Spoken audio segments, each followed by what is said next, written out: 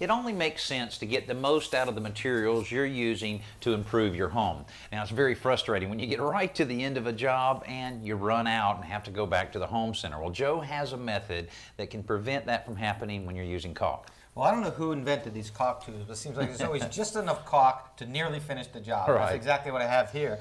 I'm applying caulk along the top of this baseboard molding, and the tubes run out right when I only have 2 or 3 inches to go.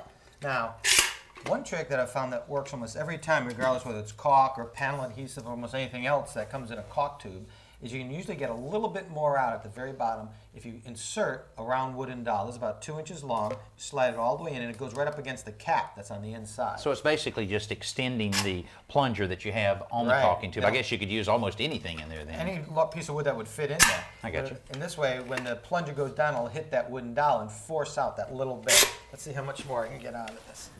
I only need a little bit. Boy, that's There perfect. you go. Let's see.